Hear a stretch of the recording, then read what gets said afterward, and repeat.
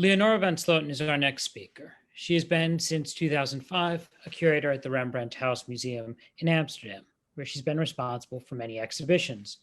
Among them, shows focusing on Rembrandt's late pupils in 2015, on the early pupils, Govert Flink and Ferdinand Bol in 2017, and in the past year on Rembrandt's Technique, a show that was shown in 2019 and which will be one of the projects that she'll discuss today. Leonora. Thank you, John, and thank you, John and Lara, for asking me to participate in this symposium in which we reflect on the Rembrandt celebrations in 2019. I am pleased to share experiences from the Rembrandt House Museum in Amsterdam, also on behalf of my colleagues and director. We organized 3 exhibitions which addressed a diverse set of themes around Rembrandt, and in this presentation I will briefly talk you through these projects. The exhibition year, the Rembrandt year in Amsterdam, started with a festive weekend, a live broadcast on Dutch television, and the opening of our exhibition Rembrandt Social Network. This exhibition was devoted to Rembrandt's friends and acquaintances and the role they played in his life and work. The initiative for this project came from art historian Judith Noorman, researcher and lecturer at the University of Amsterdam. We tried to give the museum visitor insights into the importance of relationships and friendships in the artist's life and in the 17th century society in general. Rembrandt used his social network actively and determinedly. He had family and friends who helped him, who bought his paintings, who lent him money and challenged him artistically. We explored Rembrandt's network through some major figures in his life: his childhood friend Jan Lievens, the art connoisseur Jan Six, Abraham Franssen, who stood by him in difficult times, artist friends such as Roland Rochman, and of course his wife's family, the Uilenburgs, his blood relations. According to Halbraken, in later life, Rembrandt sought the company of primarily of artists. It also emerges that he had frequent dealings with connoisseurs and collectors. Rembrandt primarily chose friends with whom he could share his passion for art. It is fascinating to see that a great artist like Rembrandt did not work alone. His friends supported him commercially, financially, and artistically. His nearest and dearest, moreover, inspired him to create a group of dazzling works of art in which he portrayed them quite informally. For this project, we were granted wonderful loans, including works by Rembrandt that have rarely been seen in the Netherlands, amongst others De Saskia from Stedel, the recently restored portrait of Dr. Arnold Tolings, and the wonderful, sketchy and informal Titus from the Baltimore Museum of Art. But also Vriendenboeken and a newly discovered Pandora, a personal notebook of Rembrandt's friend Jan Six, were on show. And this is the catalogue we produced for this exhibition. In summer, we used our own collection to address how Rembrandt has inspired other etchers.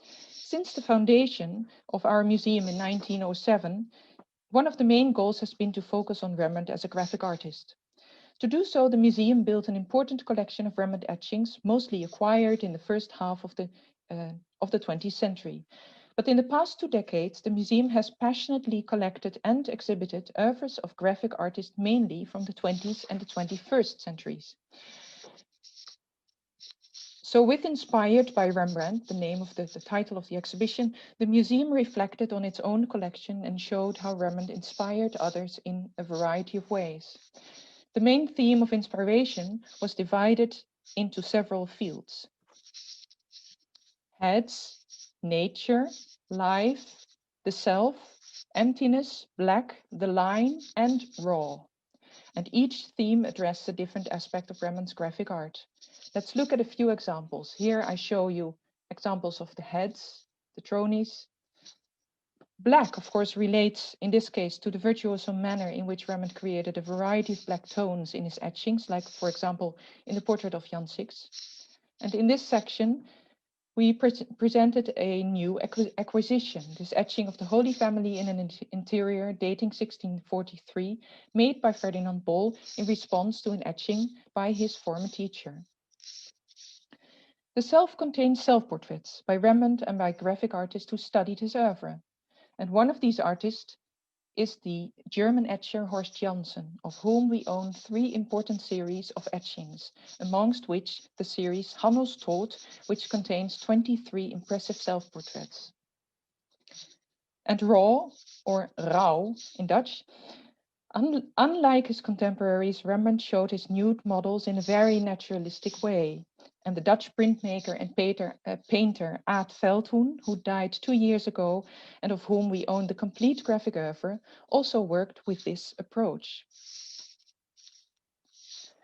Our third and final exhibition in 2019 was Rembrandt Laboratory, Rembrandt's Technique Unraveled. In this project, we collaborated with many different institutions and some 20 researchers. And since I was the organizing curator for this project, Lara and John asked me to elaborate a bit further. The idea for this exhibition came up during a course Science for Curators, which was organized by the Netherlands Institute of Conservation, Art and Science, NICAS in short, in summer 2017.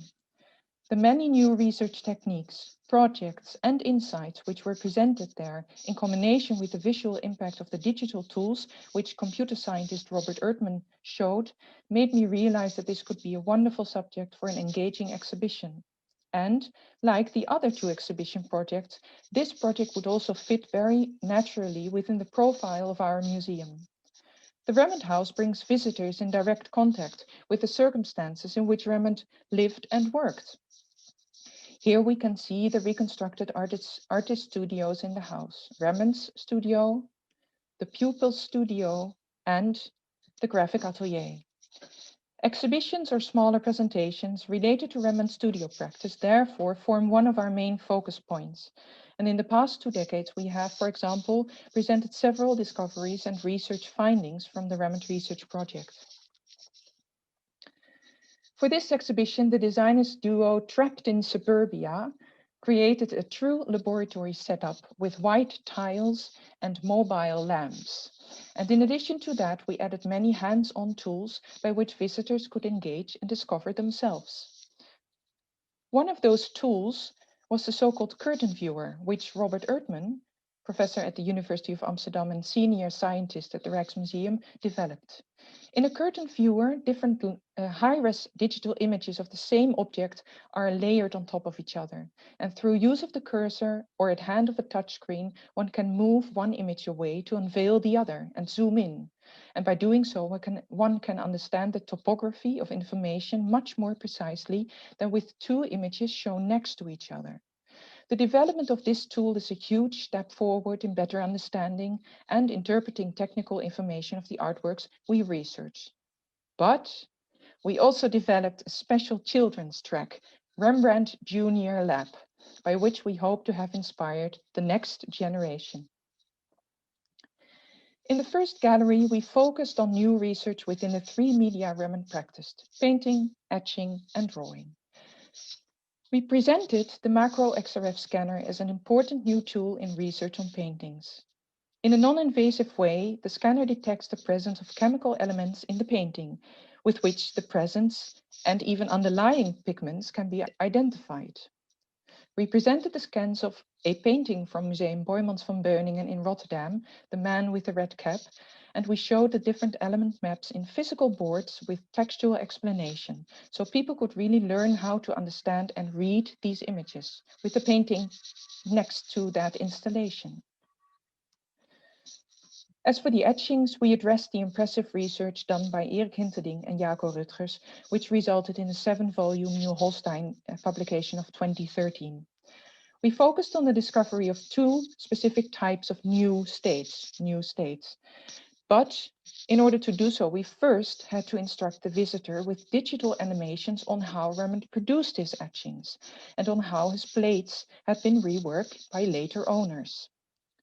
After that, we invited visitors to discover the traces of the mezzotint rocker, a tool which Rembrandt never used, but with which some of its etching plates were reworked shortly after Rembrandt's death. And the question here was, which impression may have been printed by Rembrandt and which cannot have been printed by Rembrandt? So the answer is clear, it's the one on the right. We also presented the extraordinary Crusoe dots. And here we see the etched portrait of Abraham Franzen. And here we zoom in to the window, and up there in the corner of the window, there they are, the Kruzel dots. The discovery of these two tiny dots, which were added in the etching plates with a burin, is a wonderful example of how thorough and patiently researchers have to study objects to find such anomalies. Mr. Christoph Kruzel, keeper of prints in Krakow, spotted strange pairs of tiny dots in a number of their impressions. He contacted Erik and Jaco, who researched the matter further, and dating of the papers made clear that they must have been placed into the plates shortly before 1700.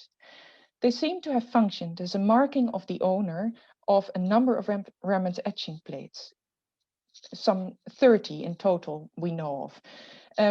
This marking functioned to know which impressions were printed by himself. Thanks to this research, we can now date impressions much more precisely. At my museum, we now know that we own some 10 Kruzel impressions.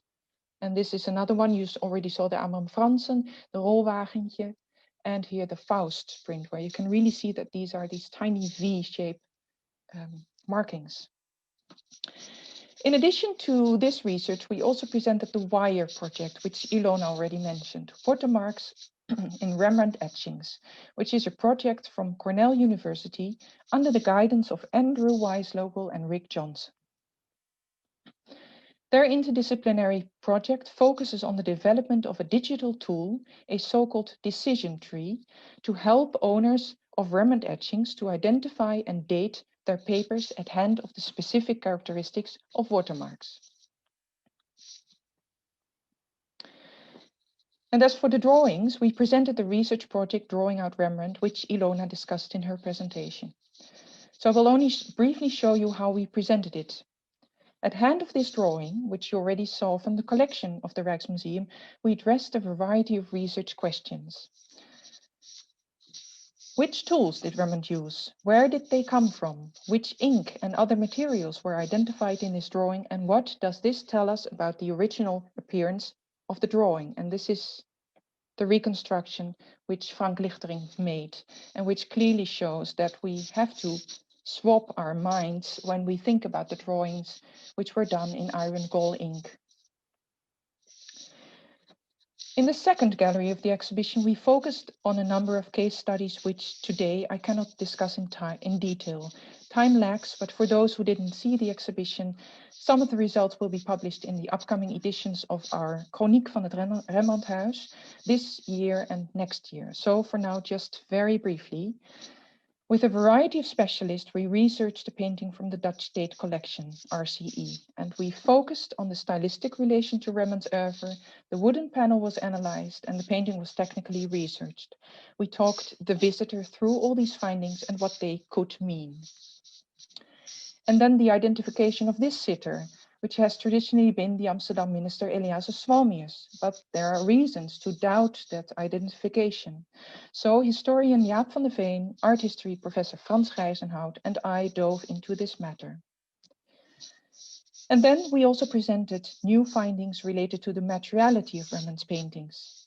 In the past years, two new pigments have been identified in Rembrandt's paintings, and one of them is synthetic orpiment, a very toxic but brilliant sparkling yellow. It was first discovered in The Man with the Red Hat from Boymans, which we already saw. And this painting is not accepted by several scholars as a genuine Rembrandt. So this makes it interesting. The finding of orpiment even became a reason to further question the attribution of this painting, since this pigment was thought not to have been used by Rembrandt. But then orpiment appeared to be present in the Jewish Bride. And finally, coinciding with the opening of Rembrandt Laboratory, orpiment was also found in the Night Watch, in the coat of Van Ruitenburg. And this made the presentation in our exhibition very topical because research was developing further at that very moment. We also presented the findings related to the conservation treatment of marten and opium. One of these was that Rembrandt had changed the backgrounds. And here we see the iron maps from the macro XRF scan. Initially, both portraits contained a doorway or gate. And to engage our visitors, our designers came up with the brilliant idea of a physical curtain viewer, sort of Japanese sliding doors, by which one could discover what was underneath the surface of the paintings. Last but not least, 2 cooking pots, which were found in Rembrandt's cesspit in 1997 in the courtyard of his former house.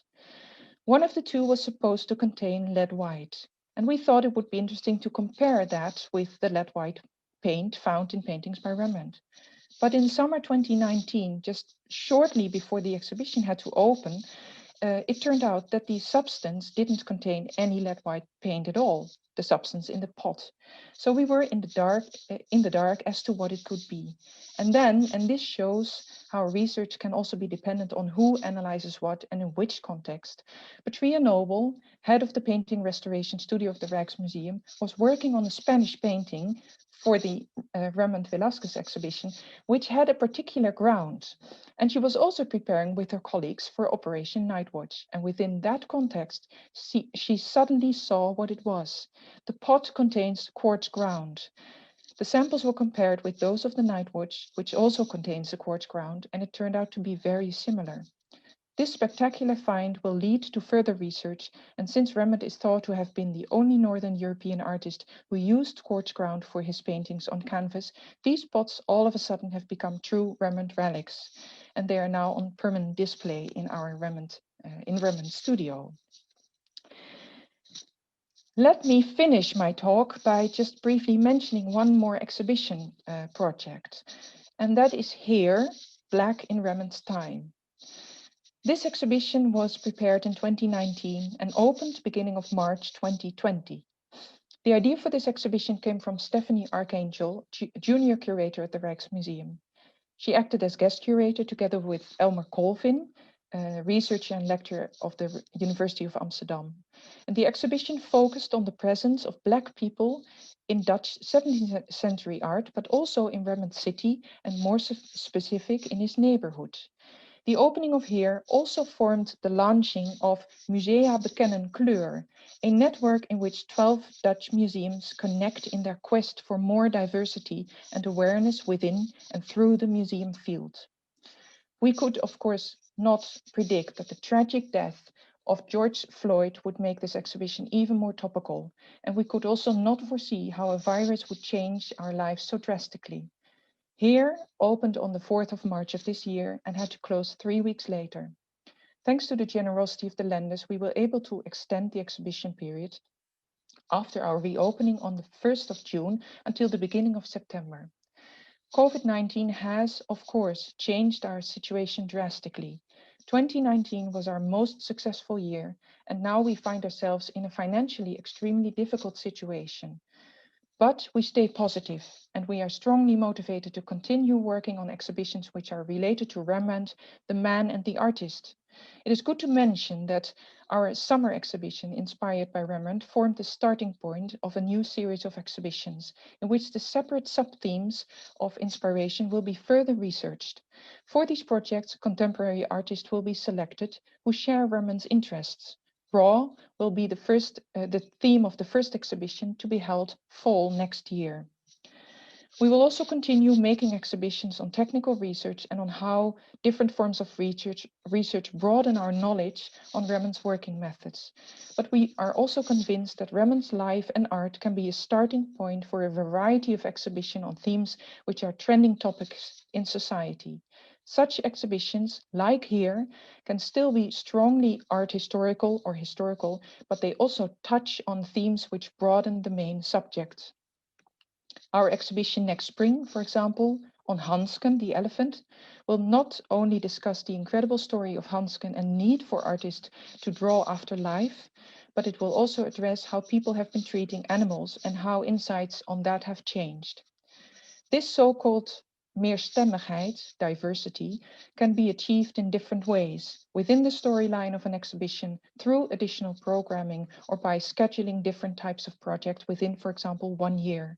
And by doing so, the Rembrandt House Museum hopes to intensify its role in society and make the art of Rembrandt even more relevant for current and future generations. Thank you for your attention.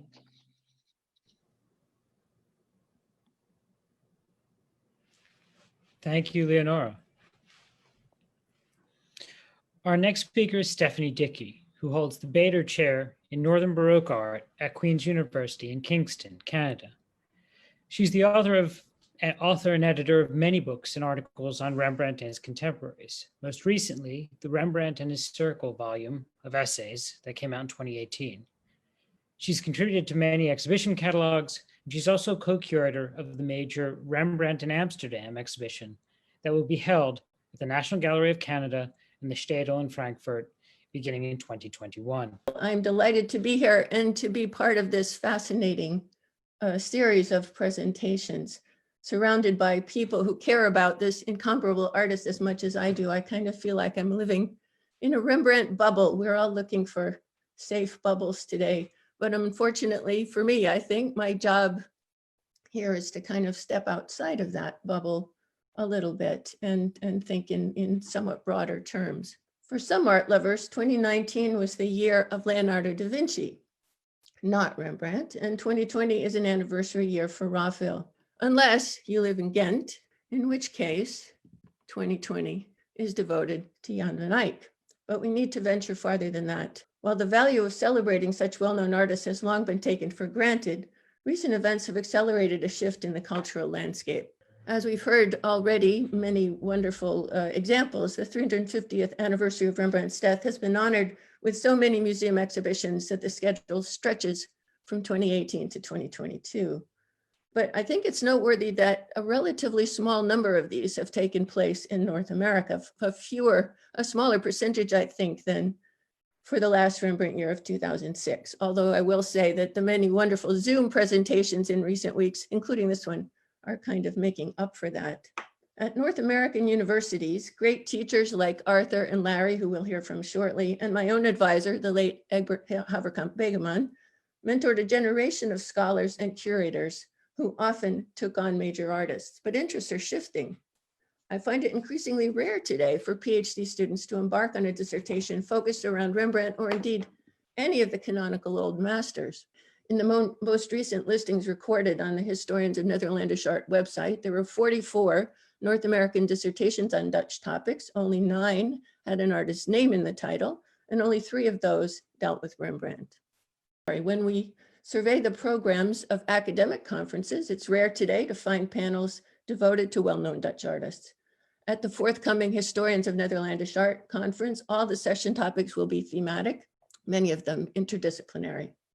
At the Renaissance Society of America, where Baroque specialists are kindly tolerated, in the 116-page program of the 2019 meeting, the only Rembrandt mentioned was Rembrandt Doubts, a curator at the Warburg Institute who was giving a paper. In broader terms, we're faced with an increasing tendency to view the traditional study of European historical artists, as one author described it, as pale, male, and stale. This trend presents a striking contrast to the museum landscape where monographic exhibitions are still the majority. It may not be coincidental that exhibition catalogs have become an essential venue for publication of new research on renowned artists such as Rembrandt and Vermeer, and for bringing focused attention to artists whose work is less well known. Museums and museum-related foundations such as Mellon and Getty have increased their offerings of internships, and I think it's partly because many academic programs are not promoting object-based inquiry. At the same time, it's increasingly necessary to hold a PhD in order to land a curatorial job. As I've heard from several colleagues recently, and as we've already seen here today, disciplinary boundaries are dissolving. Art history careers of the future will require fluidity and teamwork.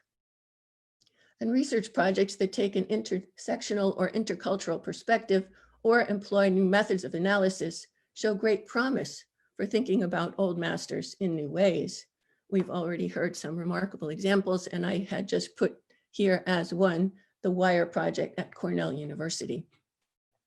Universities like Cornell and like Queen's, where I teach, which have on-campus museums, are especially well positioned to give students the practical skills that they need, and even better, those that have art conservation programs, of which there are only a handful in North America, including Queen's and NYU. I thought the technical research conducted for Vermeer and the Masters of Genre Painting in Washington in 2017 was highly significant, not only because it ingeniously linked two disparate angles of research, market prices and artist materials, but also because it compared several different artists with each other. It will always be easier to attract grant money that expensive technical projects require by focusing on famous artists like Vermeer or Rembrandt. But no scientific study can depend on a sample of one. And ultimately, I think we're going to need broader data, analysis of numerous artists, both renowned and not, in order to be precise about the creative processes that distinguish the innovative from the pedestrian. For the understanding of Rembrandt, we've heard so many remarkable initiatives today that are digging into the mysteries of the master himself, but I'd also like to argue for increased attention to the artists in his circle. This is a growing trend with projects such as the recent exhibitions on Ball and Flink in Amsterdam, also Flink and Clave, Nicholas Maas in The Hague in London, and the new monograph on Abraham van Dyck by David de Wit. As we've already heard from Leonore, Rembrandt was not ever the isolated genius 19th century romantics made him out to be. Throughout his career, he was surrounded by other artists, students, acolytes, friends, and rivals. In Amsterdam, he mentored at least 40 artists whose names we know and probably more besides. I think this creative community was motivational for all of them, the master included. In the art market, Rembrandt's workshop production constituted a brand that operated across market sectors, from the expensive private commissions undertaken by Rembrandt himself to variations and copies of his compositions by associates that he, as master of a workshop, had the right to sell. The Rembrandt Research Project were rather dismissive of paintings they could not certify as 100% Rembrandt, yet there are numerous paintings they did not address that demand technical examination, and Anne alluded to that already.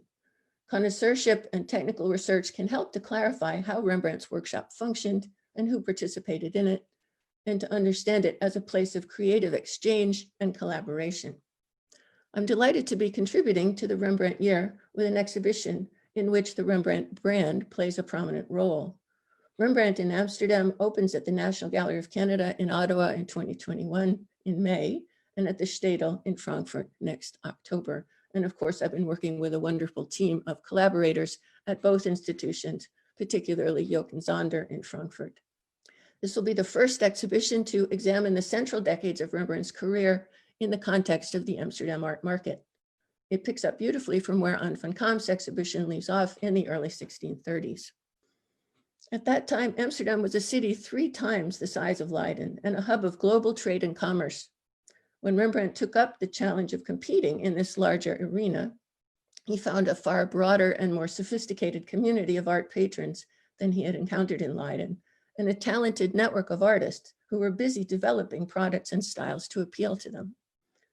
I think, and I hope will show, that this stimulating environment, full of creativity and competition, inspired him to reach his full potential as artist, mentor, and entrepreneur.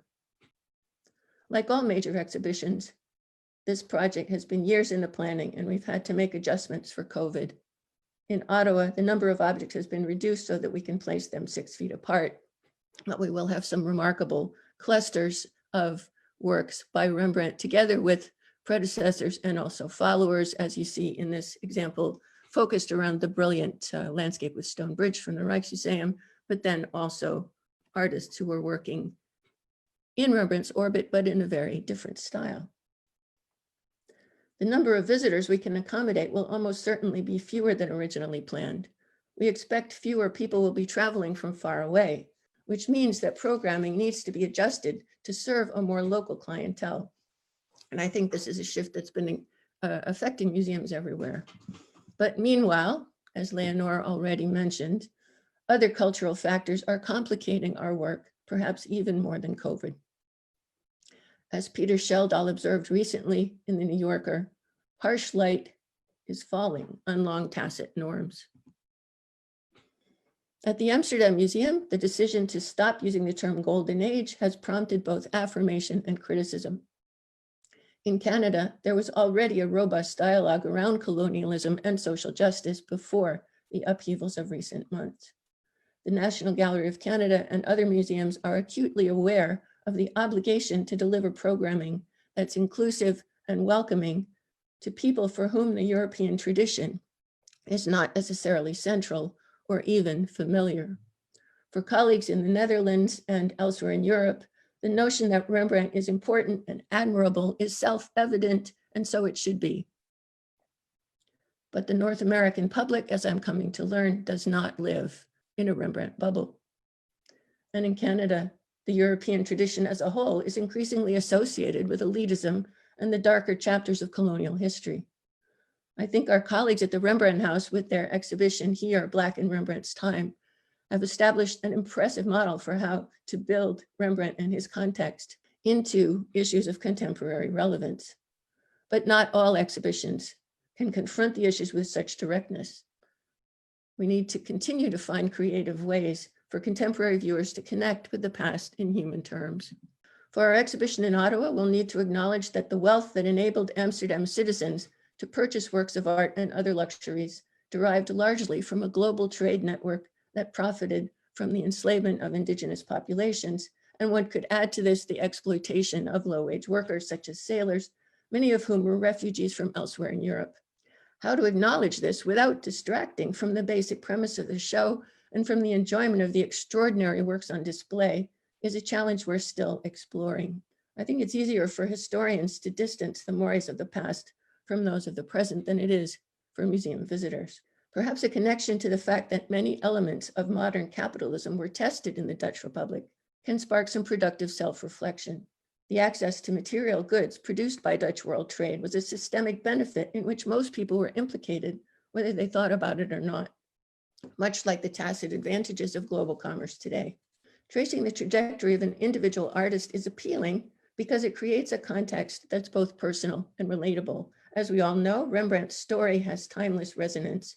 His struggles with bankruptcy, the vagaries of fame and fortune, the loss of loved ones.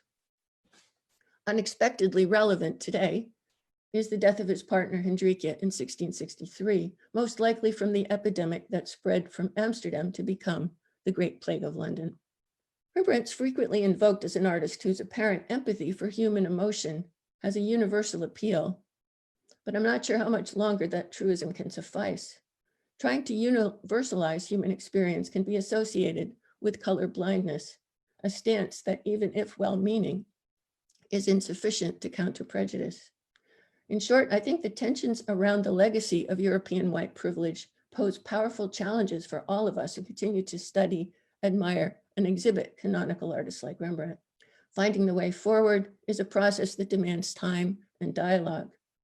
In programming for our exhibition in Ottawa, we plan to provide opportunities for visitors to share their own thoughts. For now, perhaps the best thing we can do is just listen. Lastly, I think our theme of creativity and competition can resonate with contemporary concepts such as maker communities and the value of intellectual capital. As Rembrandt's student Samuel van Hoogstraten wrote, competition can stimulate creativity. Although a fair amount of the art produced in 17th century Holland was somewhat conventional, I like to think of Rembrandt's workshop, as you've guessed already, as a place where inventions were discussed and ideas flowed freely. You can associate this perspective with the theoretical concept of the death of the author or the economic principle of market competition. But to see Rembrandt as a participant in a larger creative community sets aside the traditional stereotype of genius in favor of an awareness that success depends on a convergence of factors, such as talent, effort, and opportunity. It's also noteworthy that the Amsterdam art market encompassed such great stylistic diversity. Perhaps that's why there have been exhibitions devoted to the art of Utrecht, Haarlem, Delft, and Leiden, but none that have tried to encompass all that Amsterdam had to offer. Our exhibition, of course, can't claim to do that either, but a substantial number of paintings in it will be works not only by Rembrandt's associates, but also by other artists who offered attractive alternatives. In times of strife and stress, engaging with art can be a balm for the soul. We hope that our visitors will enjoy playing the role of connoisseur and learning what made Rembrandt and his brand distinctive, but also discovering that art lovers in Amsterdam had many excellent artists to choose from. I hope some visitors will give themselves permission, and I feel very daring to say that in this forum. Will give themselves permission to admire the work of other artists as well. Thank you very much. Thank you, Stephanie, for a teaser of your exhibition as well as those perspectives. We've asked two of the senior scholars in the field of Rembrandt studies, Arthur Wheelock and Larry Silver, to serve as respondents and to kick off a discussion with our panelists. Arthur Wheelock was from 1975 until 2018 the curator of Northern European art at the National Gallery of Art in Washington. He was responsible for the dramatic growth of that collection through major acquisitions and for catalogs of the collection, as well as memorable exhibitions on Vermeer, Judith Lester, Jan Levens, Gerard Dow, as well as Rembrandt himself. He now serves as senior advisor to the Leiden collection and was the scholarly editor for the recently released catalog. Larry Silver is the Farquhar Professor of Art History, Emeritus, at the University of Pennsylvania, where he taught from 1997 until 2017. He's the author of monographs on Bosch and Bruegel, was the president both of the College Art Association and the Historians of Netherlandish Art, and has written 3 books on Rembrandt: Rembrandt's Faith from 2009, and 2 books that appeared in 2018, Rembrandt and the Divine, and Rembrandt's Holland. I'll hand it over to the two of you now. I'm Arthur Wheelock, and I, first of all, want to thank everybody for a wonderful presentation, stimulating presentations. The exhibitions and research projects that you have described raise many fascinating questions about the direction of current Rembrandt scholarship, some of which Larry and I will try to address in our comments. There's a lot to unpack from your talks, and I've been trying to make notes for myself while you've been talking, which range from issues of connoisseurship and technical studies of paintings, prints, and drawings to thematic approaches aimed at to connect Rembrandt with contemporary social and political concerns. However, I would like to start by emphasizing that none of this would matter if Rembrandt's art did not speak to us in fundamental ways. Constantine Huygens, who makes an appearance in one of the Rembrandt House exhibitions, celebrated Rembrandt because he was able to capture the movements of the soul. In this day and age, many feel nervous about speaking in this way about Rembrandt's work. Rembrandt's ability to capture the essence of the human spirit, however, has been celebrated throughout the centuries, no more than by Jacob Rosenberg and Seymour Slives, who guided my earliest exposure to the master. And I feel strongly that we need to keep that concept front and center when we remember this great artist today. I take seriously Stephanie's concerns about the connections of Rembrandt, seeing Rembrandt in this way, but I really fully believe that Rembrandt's empathetic view of humanity, even while he recognized its many shortcomings, is particularly important for us now as we face so many disruptions in our lives, from the pandemic, social unrest, and economic inequality, among other concerns. One aspect of this connection to our contemporary lives is seen in a number of examples that were shown today. For example, in the Inspired by Rembrandt exhibition, the Rembrandt House, the enormous popularity of the name Rembrandt in the Netherlands, the wonderful exhibition of Rembrandt images that the Rijksmuseum put together, and of course, the enormous response to exhibitions with Rembrandt in them, as in all the Rembrandts in the Rijksmuseum, which had huge crowds, and for good reason.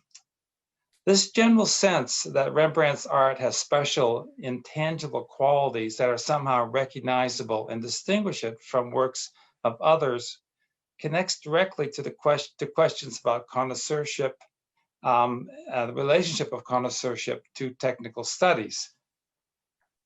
The overarching view I take away from these talks is that these two approaches to Rembrandt's scholarships, which have often been seen at odds because they somehow were felt at different degrees of certainty, connoisseurship more subjective and science more objective, are now being brought together in carefully integrated ways. And for this, I'm truly grateful. I think it's wonderful development.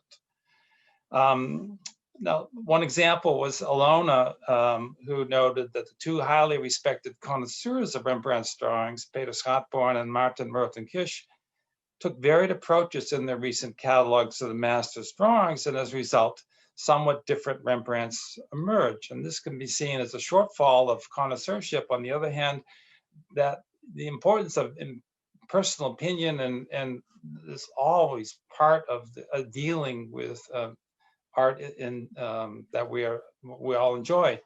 We all have to respond in our own personal ways to the works that we see, informed ways. But what she has shown is that there are all these wonderful new technical studies in projects like Drawing Out Rembrandt that are bringing understanding of the appearance of drawings in the past, what they look like in the future, what they will be looking like in the future. This is all ways in which they are being integrated.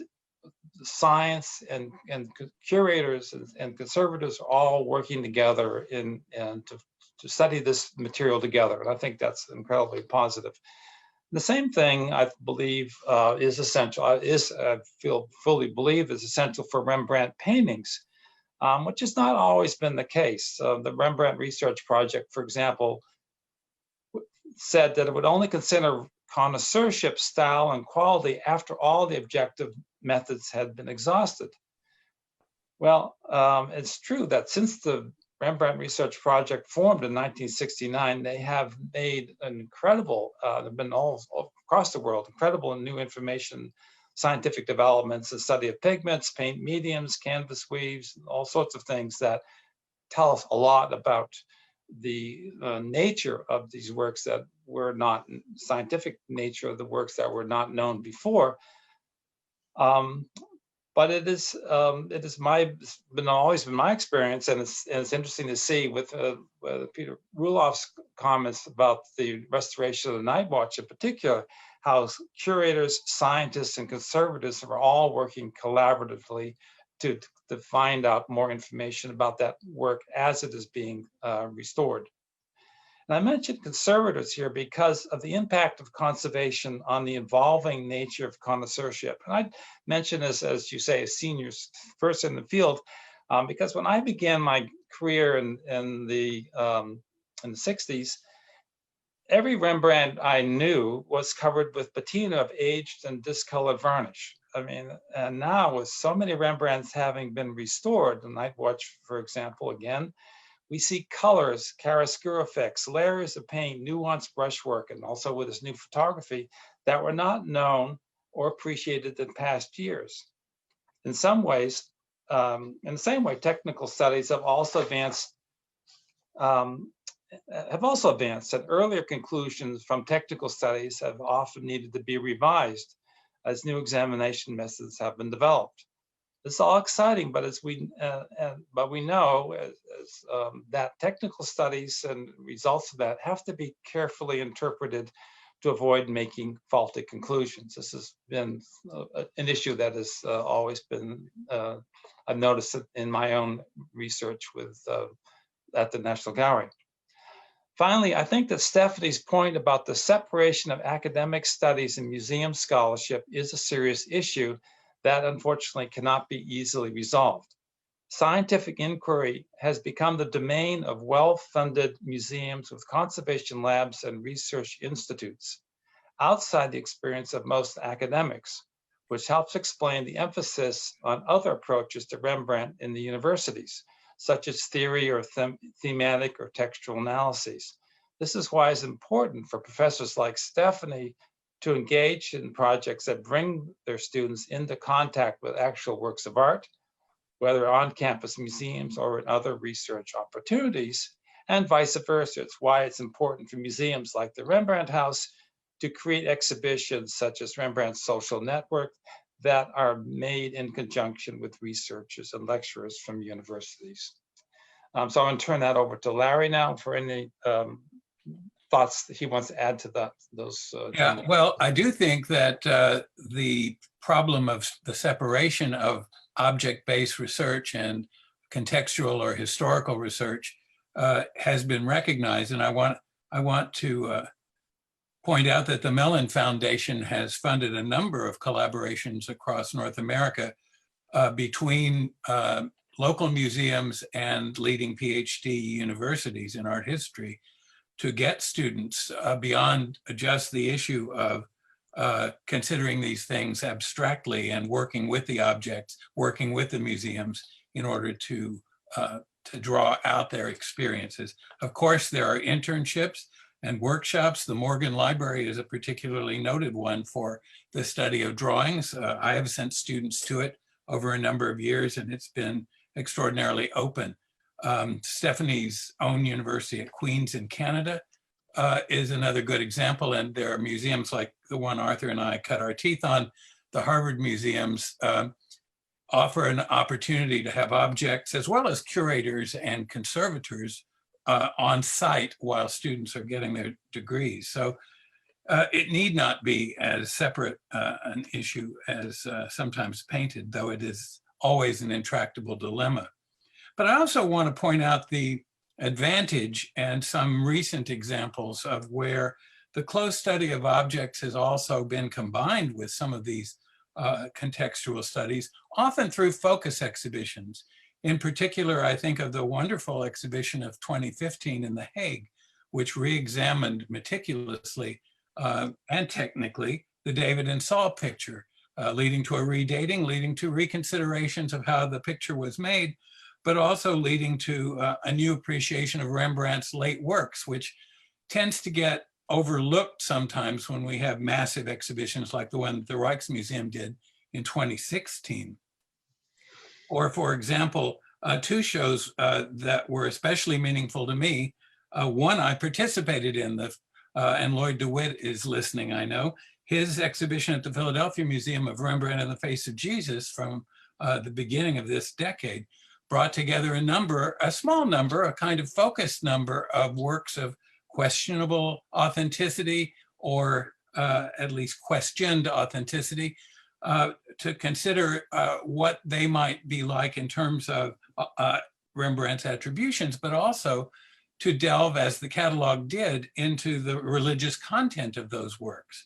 In similar fashion, Arthur's own show of 2005 at the National Gallery called Rembrandt's Late Religious Portraits brought together pictures, some of them undoubted Rembrandts and some of them occasionally doubted Rembrandts, that formed a kind of ongoing stream of interest in the early 1660s, and also raised questions about what a trony was, what a religious focus work on a single figure was, and what Rembrandt's late style was.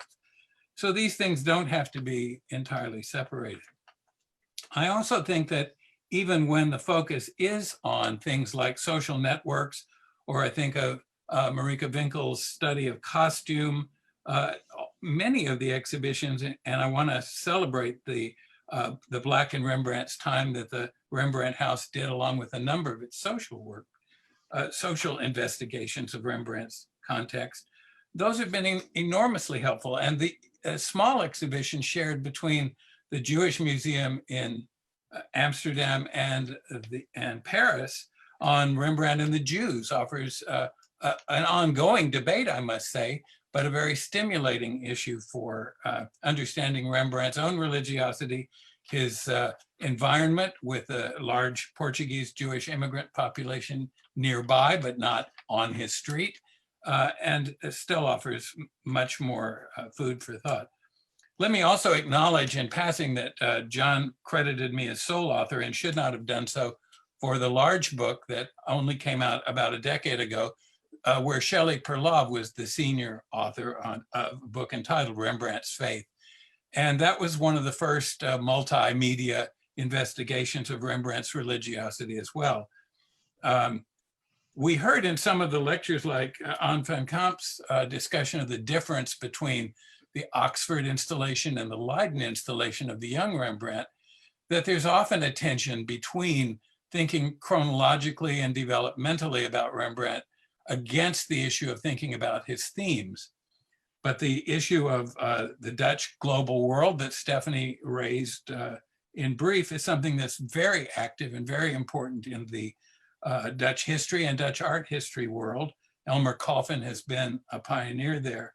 Even looking forward to the study of Rembrandt and animals at the Rembrandt House gives us a good reason to think that those objects will come to life in a different way when we look at the context. I've mentioned religion, and Stephanie has also mentioned the market and the Amsterdam creative environment within which Rembrandt worked. There doesn't have to be a conflict between a thematic organization or inspiration for an exhibition, or a geographic one, or let's say an economic one in the case of the market, and the new appreciation of individual works.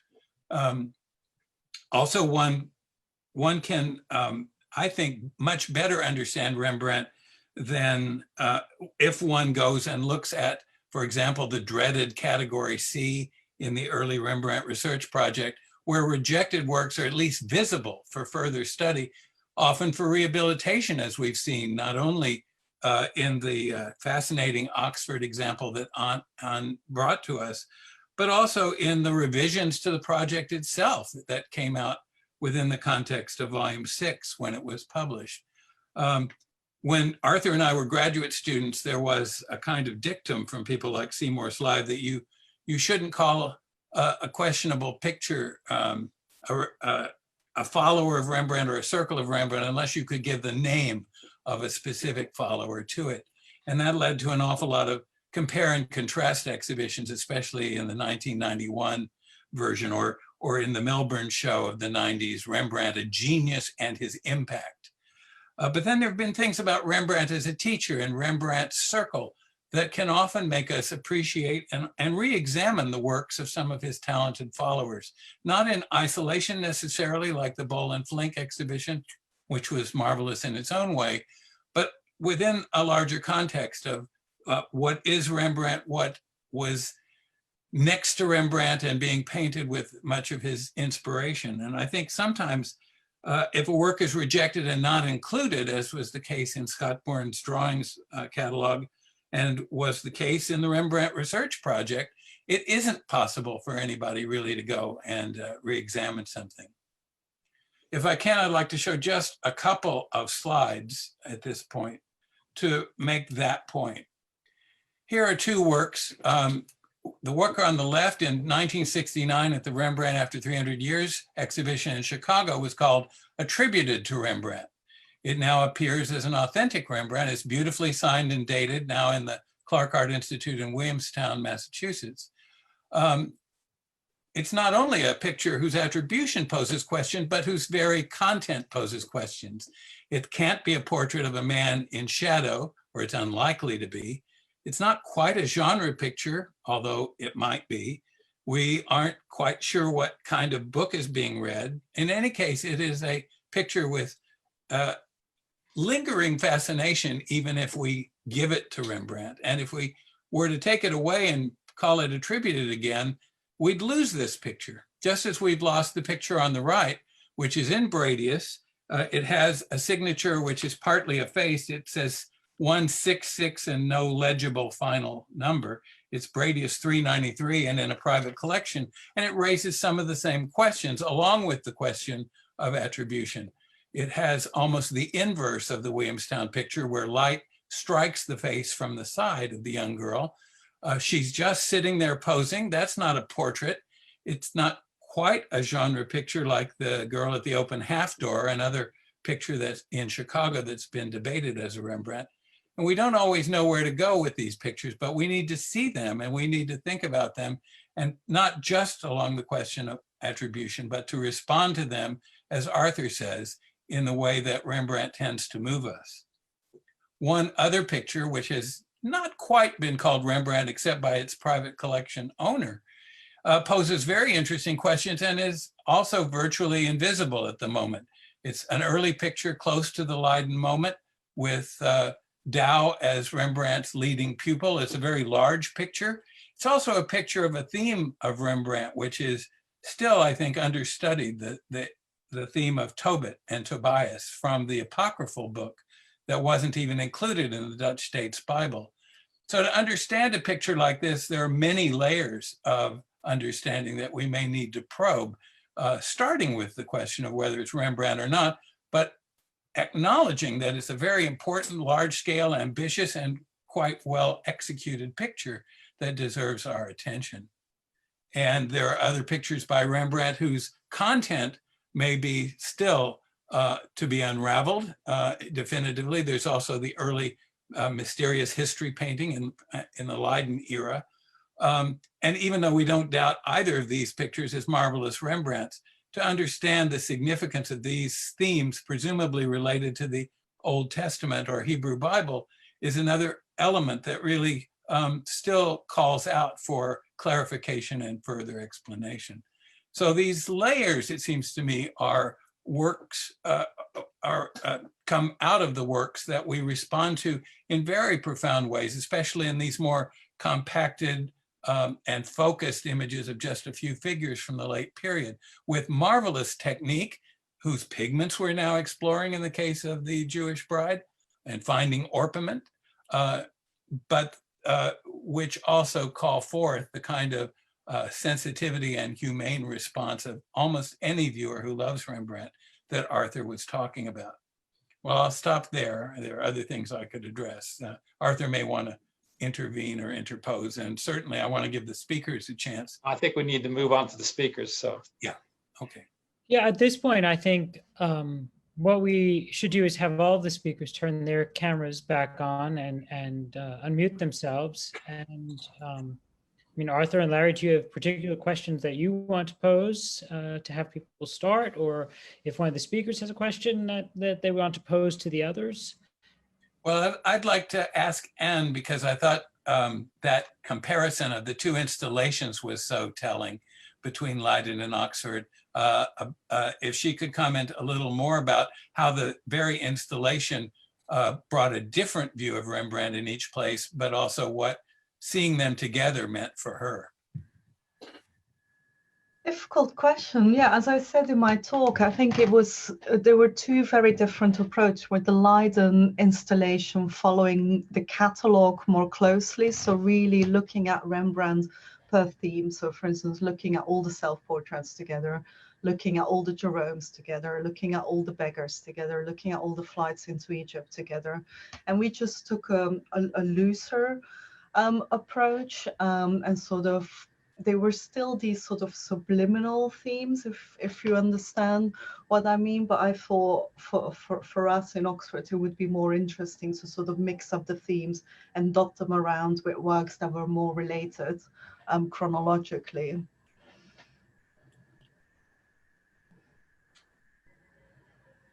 Did that answer your question? Oh, yes, yes, it helps. You don't have a solution for that Leiden history painting, do you?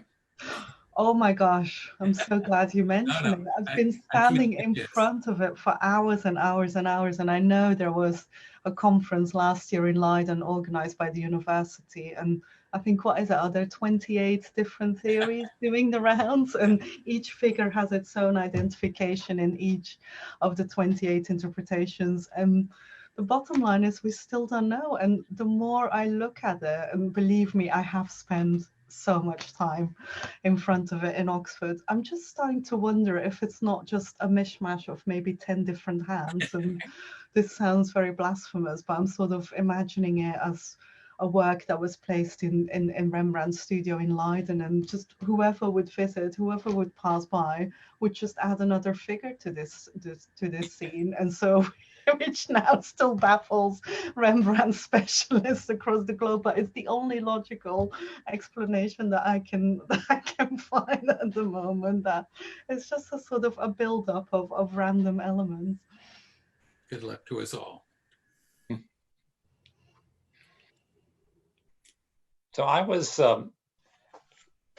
fascinated about the man in Rotterdam, the man with the red hat, and Lorna, you talk about the orpiment. Actually, did you talk about that in the talk, or just read it in your talk? I talked about it. Yeah. Okay, Yeah. well, I that mentioned it. that it was interesting because that painting orpiment was found there, synthetic orpiment, and that was a reason to think that it was not by Rembrandt. And then Yeah. it was discovered this orpiment was found in the Jewish Bride and the Night Watch. And I find this is very interesting because this is a danger that I have seen over the years. I just wonder if you have noticed this, that sometimes new technical information, if we have some limited technical information about something or other, something new comes in, and that's a reason to say, oh, it can't be by that artist. And then suddenly you find other examples of it. That this is something that is, we always have to keep an open mind about new technologies and what is found, because it's very easy to jump to conclusions. Information. Yeah. Yeah. But I think we tend to we would like to solve issues like what is painted in the Leiden history piece, for example, and also the matter of attribution of this Rotterdam painting, which has suffered physically a lot. So you also have to you're dealing with a painting which is in a rather bad state. And then you come to a situation that you are trying to make up your mind as a curator of the collection or as a Rembrandt scholar, and everybody forms its own opinion. And then we have to sort of still keep on looking at new evidence, new technical research to try to understand different aspects and new aspects. And I think this is a wonderful example how a specific finding can indeed be used as an argument to say, well, it can't be Rembrandt because he never used orpiment, and then now we have it in already 2 major other paintings. Incidentally, there's orpiment in that image of the young girl that I showed in the slide. There's orpiment there? Yeah. Yeah. Oh, well, but that's a wonderful example to show the importance of working together, conservator, curator, scientist, and to have that collaboration. You're all looking with this information with different eyes, different points of view, and come together with some sort of broader assessment of the situation. I think it's also important for the ongoing evolution of connoisseurship and scientific. It's kind of example of that. Another point that I think is really important, that with the flowing situation we're in, and there's nothing written in stone about where we are, where that is Rembrandt. It's always going to be an evolving thing. And I think that's a place where 2 of the themes that we've seen in the talks come together. On the one hand, technical study, but then studying all of the pupils, and we need to do as much technical study of all of the pupils before we decide something is or is not Rembrandt, with in isolation. Only comparing it to Rembrandt kind of gives us a skewed data set in a way. Right. That is ultimately also the wish of Dore, to continue the research with the students. But of course, we have such a large body of Rembrandt drawings as it is, and then there's even double the number of sheets for the students. But ultimately, the wish is to have as much data about all the work so that you can really see whether any of these techniques that we see in the drawings were specifically for Rembrandt or specifically for other students, or just for his workshop. I mean, that's of course always the big question. We may need a Sumovsky research project. Yes, exactly. We do. There is continuing work on the Sumovsky volumes, I can tell you. So that's good. Yeah. I think one other maybe one of the last points to mention too that's come out in all of your talks is how this information is now really shared with the public through these wonderful exhibitions. And I think understanding how Rembrandt really through materials and techniques, having all of this accessible and making it accessible is something that is, it's quite extraordinary. And I think that came through in all of your presentations today. In that vein, I want to thank you both on behalf of all of us for making this available to 500 listeners, and also to praise museums like the Ashmolean for making virtual talks, but also permanent records of exhibitions and publications available online. The accessibility, especially for those of us who are virtually quarantined, to hear events like today, but also to visit libraries. Visit museums is not the same, of course, but to do research or to learn new things virtually is one of the great byproducts of this terrible moment. And we thank you first for today, but also museums like your museums, that goes for the Rijksmuseum and the Rembrandt House and all the rest, for making these things available to those of us who can't always get to an exhibition or want to savor it at home quietly and with a little meditation. To that end, I should say that we have recorded today's program, and so we will, once we clean it up, the audio a bit, put it on our website, so it'll live there. We haven't got to very many of the questions from the audience, but many of them, in a way, could be answered, as you say, by going to the websites of the various exhibitions and at the various museums where our speakers have come from. We've already gone on a half hour longer than we planned, so I suppose we probably should stop, although I know there are many more questions and many more points that could be made. I really want to thank all of our speakers, though. I want to thank Laura and the Leiden Collection again, and I want to thank the 500 people who have joined us over the last 2.5 hours. It's been fascinating. I hope all of you have found it as interesting as we all seem to have done among the panelists. Thank you all for coming, and I will hope to see you again soon. Bye. Thank you. Bye. Bye. Thank you. Thanks.